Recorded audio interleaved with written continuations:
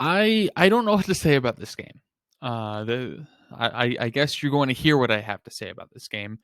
This was a really interesting game for the Jazz.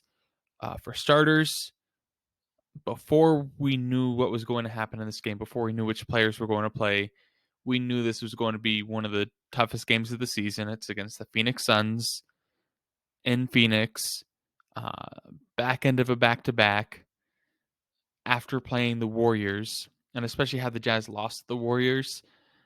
It was a heartbreaker right at the end there. So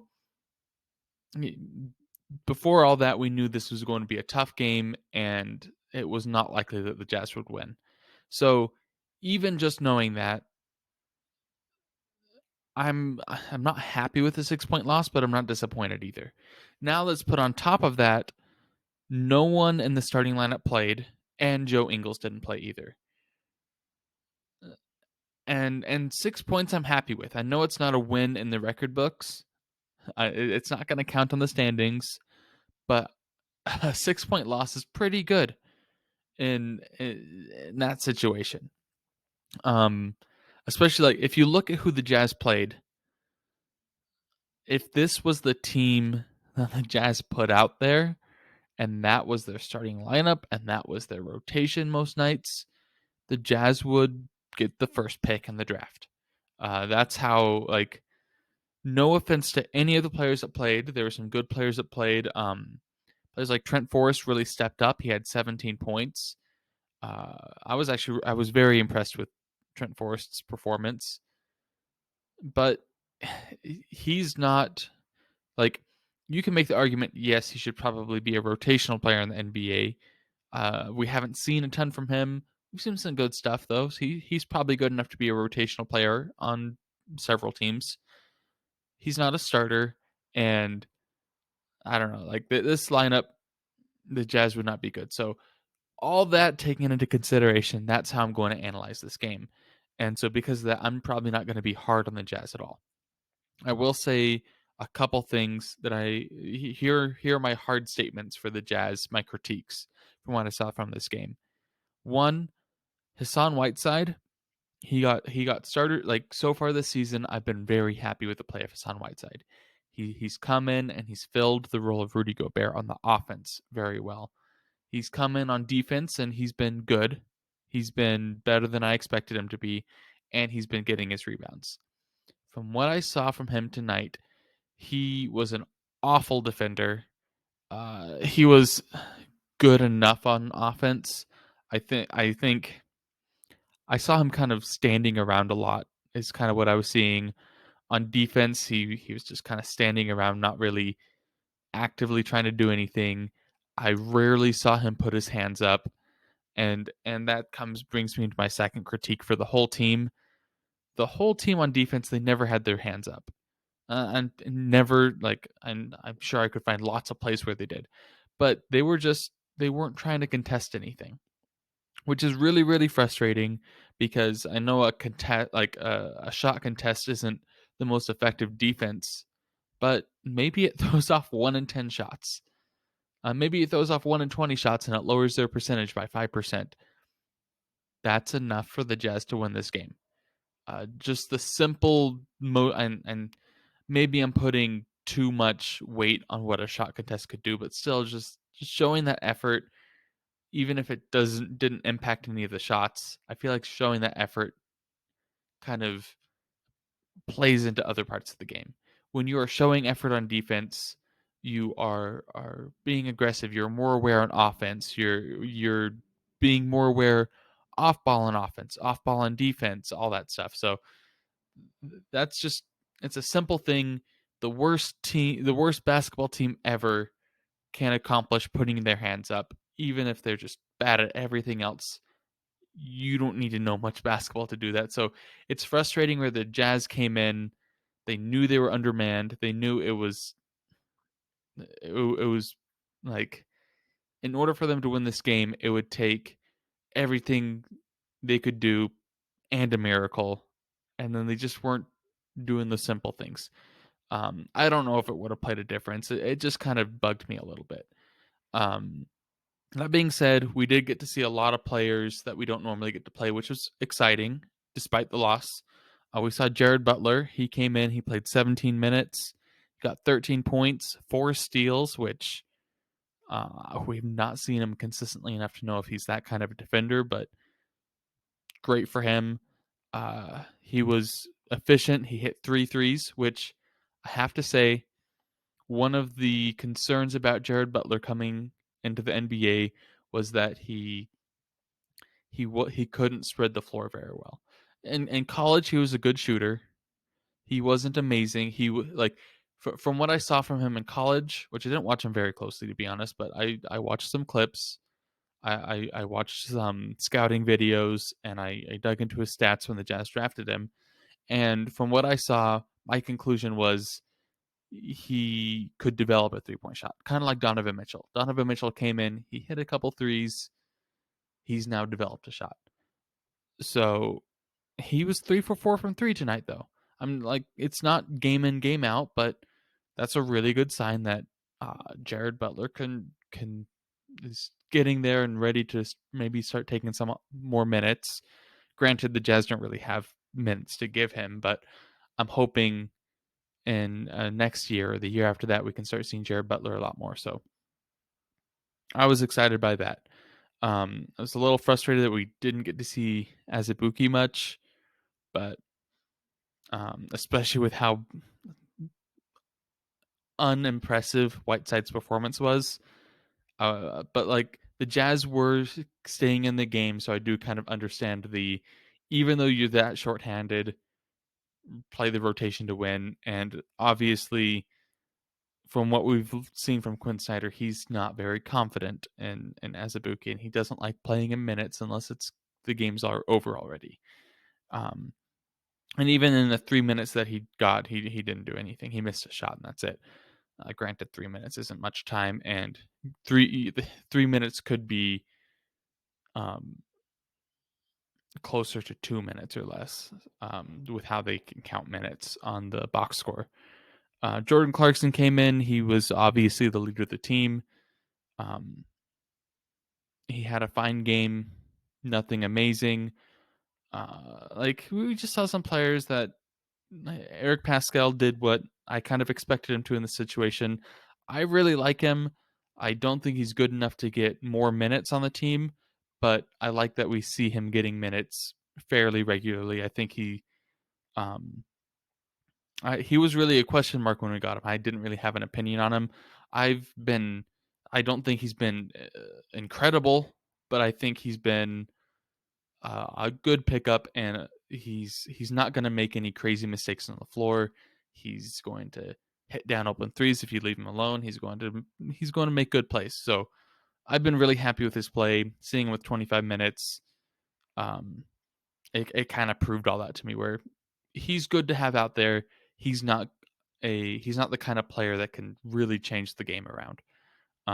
He's kind of like a Niang kind of player. That's similar play styles too, so that's probably who I'd compare him to. Another thing, and I know I said I didn't want to critique the Jazz too much, but Rudy Gay, he had he had an okay game, 4 for 9 from the field, 13 points, 5 rebounds. Why this is kind of concerning to me because Rudy Gay, he's gets 20 plus minutes fairly regularly, if not 20 plus, 15 plus, pretty regularly when everyone's healthy. So he's the kind of player that when everyone's hurt, we want to rely on him to do a little bit more. When he's given 36 minutes, I want to see 20 points from him. I want to see like more than 5 rebounds. I want to see more than 9 shot attempts. So like I think Rudy Gay, as far as off the court stuff, everything that I've heard, I think he's been great for the Jazz. Obviously, I'm not with the Jazz very often, so I'm going to just base it off of what I've heard and leave it at that. From on the court stuff, he's been largely disappointing, and I was hoping that this game could be an opportunity where he can come and try to make something happen. I don't think he was awful. Like, granted, he had the worst plus minus on the team by far, but I just wanted I like to see him go after some stuff. Try to because young Rudy Gay, he was a baller. He was really good for a few years. He had some injuries which slowed him down. He's coming off of a surgery from last summer, so but still I would like because why I was excited about Rudy Gay is not only did he bring size, but he brought some playmaking ability. He's the kind of player who can make his own plays, who can also play the stand in the corner three and hit those threes down kind of guy.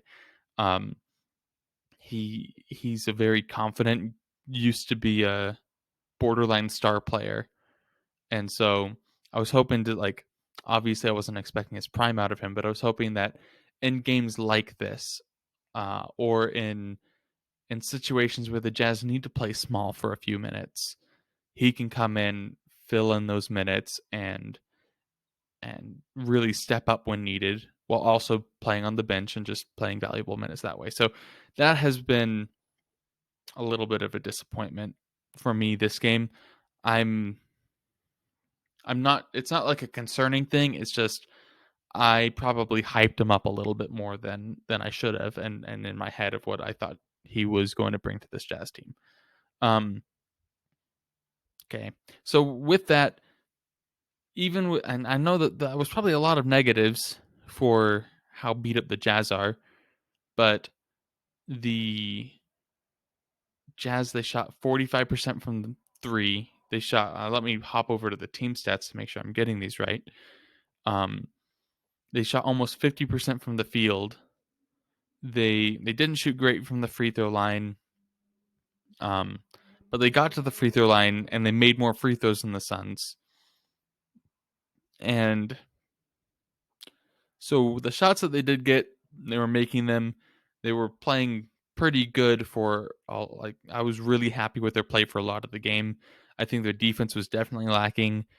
Their offense was too much isolation ball, but you're missing that many pieces. It's really hard to get a good rhythm going on offense. So, given the situation, I'm really happy with the play. Um, and they just lost by 6. Like, rebounding was rough. Maybe playing Azubuike might have helped us with that. Helped us keep in the rebounds, which I don't know. Hindsight's 2020, but like, rebounding is a big part of getting more shots. The Jazz shot 18 times less than the Suns, but they only made 7 less shots. So if the Jazz could have gotten more rebounds, it's possible that they could have won this game. So that's a thought, a curious thought to think about. But that's kind of what I'm seeing. I'm not going to judge this performance too hard. Actually, I think it's a really solid performance. I think the Suns are probably really the Suns go up against this roster. Uh, Take the Jazz name off of it. Let's say it's the Houston Rockets playing that roster, and the Suns win by 6. That's a really disappointing game for the Suns. And it really shout out to Chris Paul and Devin Booker though, because most of this the Suns have a really good roster, but and they did have some people step up scoring wise. Biyombo had a 16 point, 13 rebound game, which honestly I didn't know he was still in the league, so that's really cool to see. I liked him for a few seasons there. But Chris Paul and Devin Booker, Chris Paul had a crazy game he almost had a triple double, 27 points, 14 assists, and he had 9 rebounds. Which honestly, why are the Jazz letting a 6 foot tall Chris Paul out rebound them? When I'm not gonna put it all on Whiteside, but it's like the Jazz were not rebounding very well. Yeah, and Devin Booker, he came when the Jazz came and took the lead. He was really fighting, and he kind of pushed the momentum back towards the Suns. So kudos to them, even though it was a rough team game. Their leader stepped up and and won them this game, which I think is really the story of what happened. Um, which is what we're hoping, that when Donovan Mitchell's playing and Rudy Gobert's playing and we have our full team, we're hoping that we can start seeing that more from our leaders, where in games like this, it's a tough game, maybe things aren't going, but you have Donovan Mitchell go, and down the stretch, he pushes momentum towards the Jazz and wins the game for us. So, yeah, at the beginning I said I didn't know what to say. I guess that's what I had to say. I'm curious to hear your thoughts. This was a really unique game. It's also an opportunity for us to see a lot of players on the Jazz, which don't get to play very often, play. And I'm not saying we have any like future all-stars or superstars in this young talent, but we have some good talent. I'm excited about Butler. I'm excited about Forest. House Jr. had a game that I'm happy with. He had a pretty good game. So let me know what you think about those players. Let me know what you think about this game. If you made it this far in the video, like, thank you so much. I really appreciate it. I spend this time making it. Not very many people make it. So thanks for watching to the end. If you did like this video, hit the like button. If you're a Jazz fan and you like this kind of Jazz content of post games and reviewing what happened in the game, just other Jazz talk, go ahead and follow our channel wherever you happen to be watching this. Like, it means a lot. We have fun with the channel. It's not just me. I've a buddy. We do a mix of solo videos and videos together. But if you're new, thanks for watching, and thanks for making it here. And um, hopefully we can win the next one against the Suns I believe it's at home, and we have the Grizzlies, and let's maybe get a winning streak going, even though we're missing a lot of players. So that's what I'm hoping for, and yeah, let's see if it happens.